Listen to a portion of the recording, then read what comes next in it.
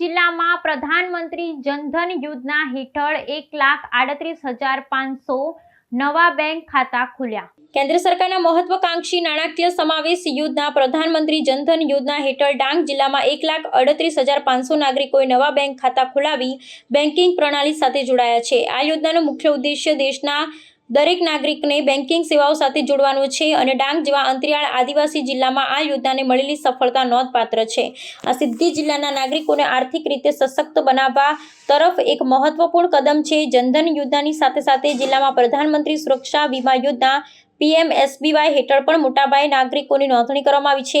આ યોજના અત્યંત નજીવા વાર્ષિક પ્રીમિયમ પર અકસ્માત સામે સુરક્ષા કવચ પૂરું પાડે છે। જનધન ખાતા ધારકોને આ યોજનાઓ સાથે સરળતાથી જોડી શકાય છે, જેનાથી તેમને સીધા લાભ હસ્તાંતરણ ઉપરાંત સામાજિક સુરક્ષાનો લાભ પણ મળે છે। આ બંને યોજનાઓ નાણાકીય સમાવેશીકરણ અને નાગરિકોના આર્થિક ઉત્થાન માટે પૂરક બની રહી છે।